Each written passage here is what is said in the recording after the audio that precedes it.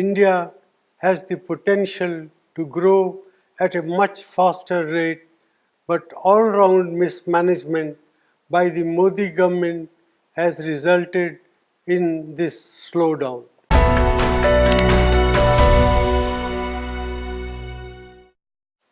The state of the economy today is deeply worrying. The last quarter's GDP growth rate of 5% signals that we are in the midst of a prolonged slowdown.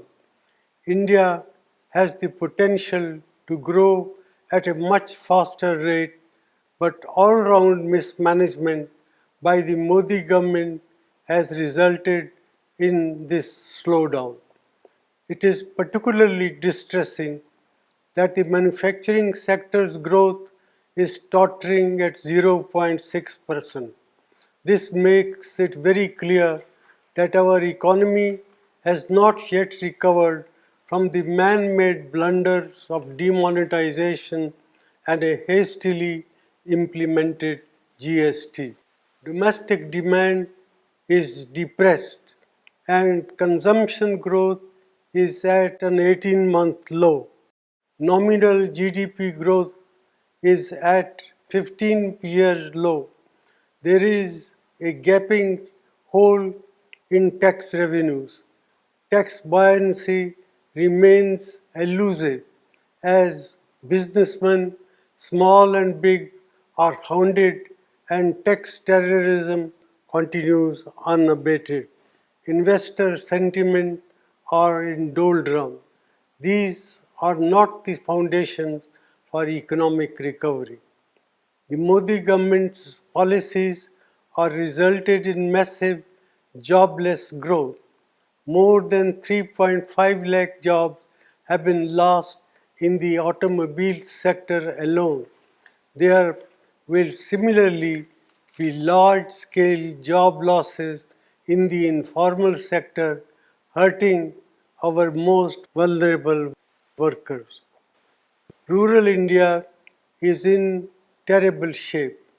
Our farmers are not receiving adequate prices and rural incomes have declined. The low inflation rate that the Modi government likes to showcase comes at the cost of our farmers and their income by inflicting misery on over 50% of India's population. Institutions are under attack and their autonomy is being eroded.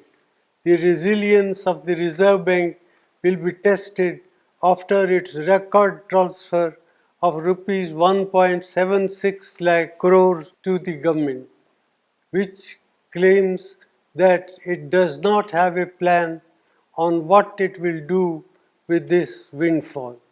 In addition, the credibility of India's data has come under question under this government.